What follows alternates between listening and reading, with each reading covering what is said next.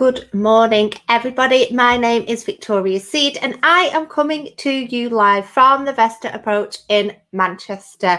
And every Wednesday, I have been coming on live at 11 o'clock BST +1 at the moment.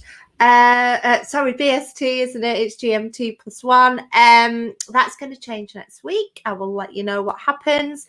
But I help family members who are living with a loved one's drug or alcohol use to reduce their stress and live a better life. And I do this by teaching effective strategies to cope.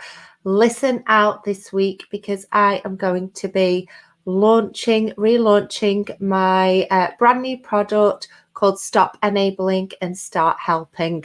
And I will be telling you all about it soon.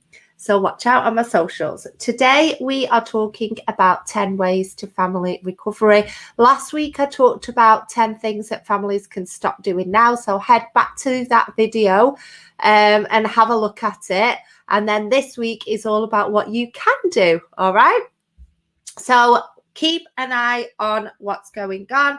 If you're watching, say hello in the comments. If you're watching on replay, drop me a comment, drop me a like, whatever it is. And obviously, if you have any questions that you don't want to share on social media, just drop me a DM as well.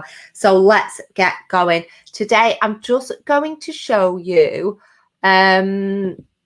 this. Now, this is 10 ways to family recovery. You can get this on a download if you head over to this link. Okay, so it's vestaapproach.co.uk/freebie. If you're watching on YouTube, you can see that you can click on the button to get top 10 tips. So you'll go straight to the link to be able to download it. If you're watching on any of the other social media platforms, then I will drop a link in below. And if you're watching on Instagram, you can get the link in bio as well. All right, so you can get your very own copy of it. So head over and get that.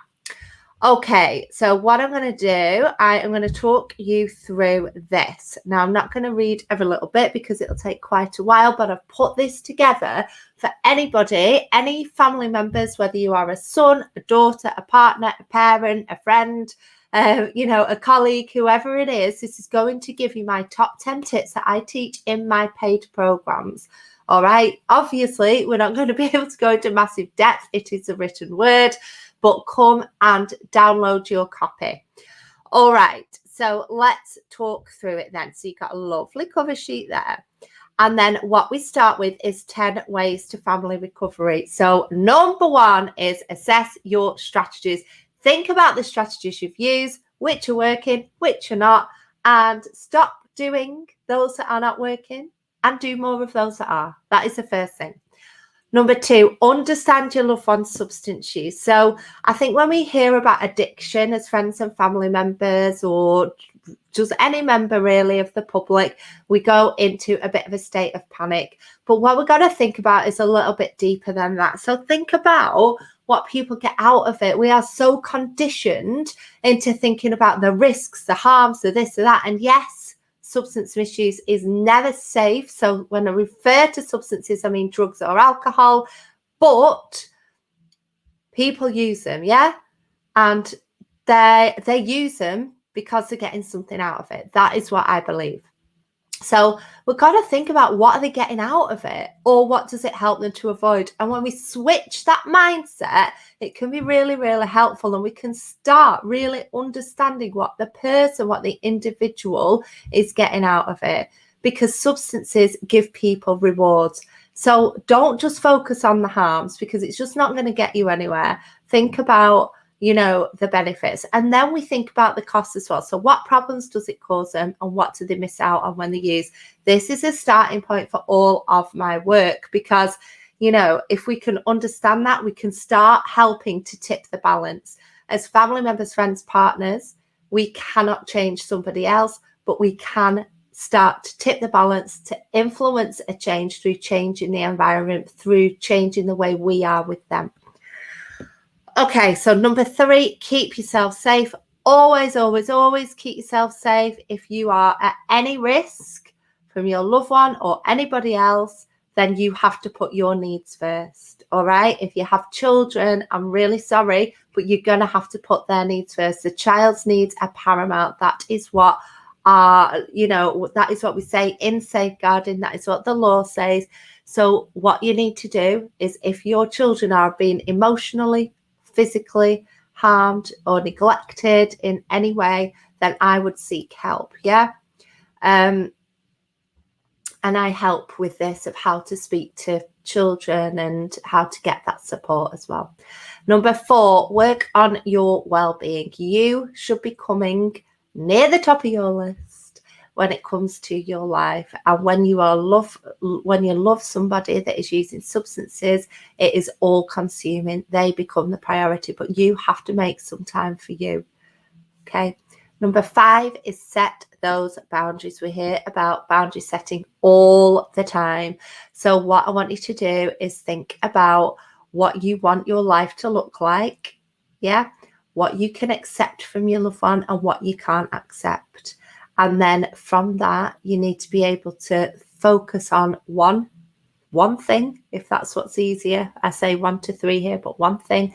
And then think about how you can communicate that to your loved one around your boundaries. Then we've got keep it positive when your loved one's sober. So when your loved one is sober, we want to be providing them with praise. We want to be providing rewards, and we want to be thinking about, giving them opportunities that will remind them that they can get a buzz, get a reward, get enjoyment, get pleasure out of other things other than their substance. And that's really important, because when somebody uses substances, it just becomes the only thing that can make them feel well, better, good, normal. It can get to a point where they've just got to use it to feel normal.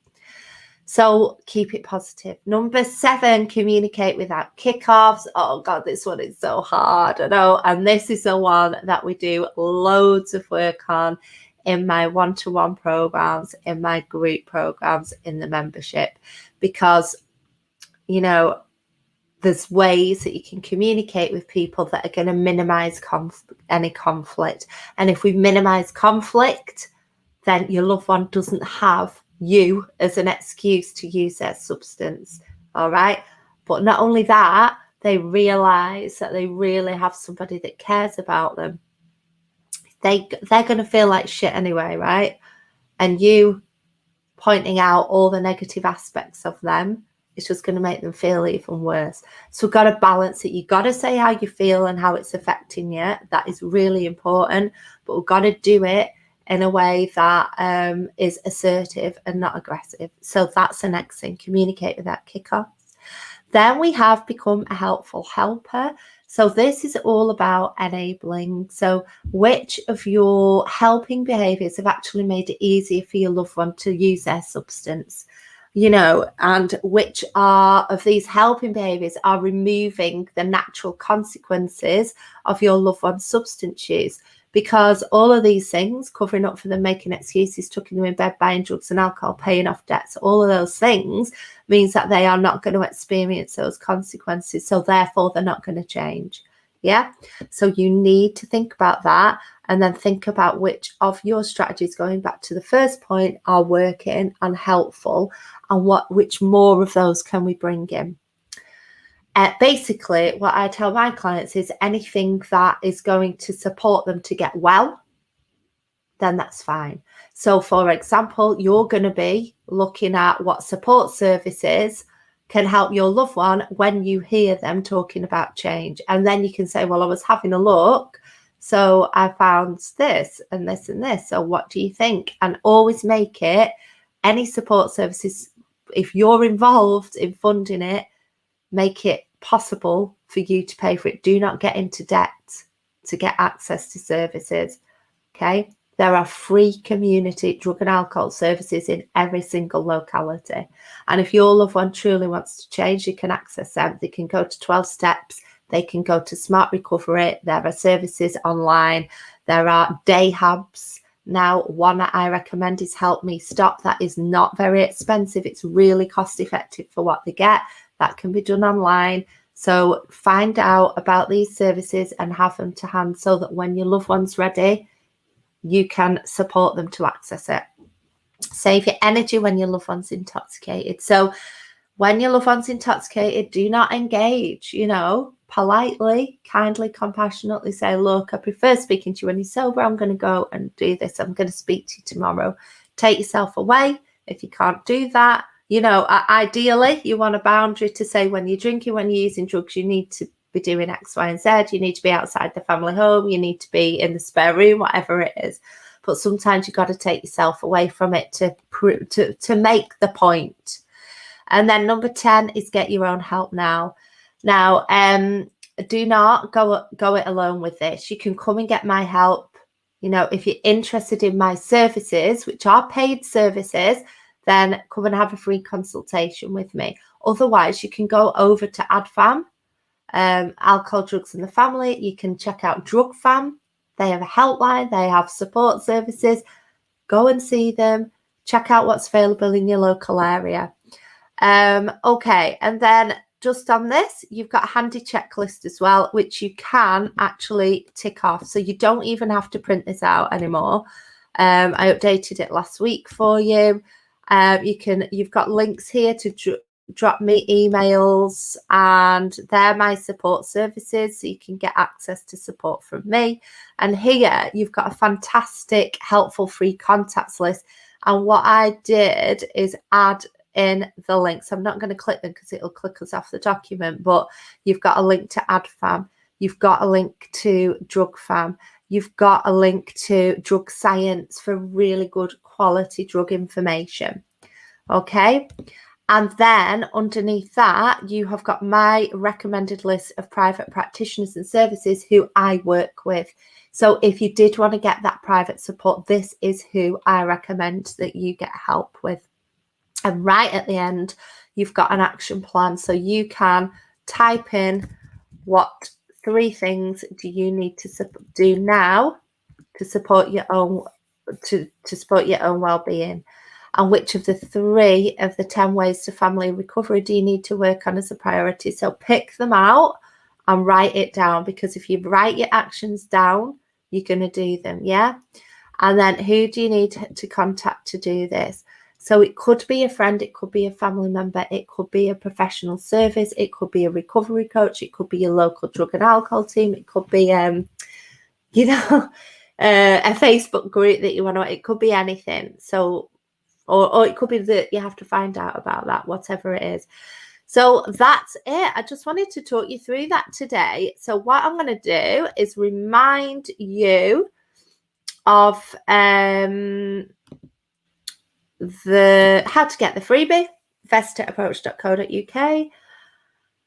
Head over there and grab it because it's free and it is absolutely great. It's got loads of really useful information for you. What I would say is please don't pass this on to anybody else. You can pass a link, but not the PDF. It's copyrighted. Feel free to pass a link on if you work in this field. That is fine as well. And if you need any help, come and ask me because I'm here to help you. Okay, I'll see you next week.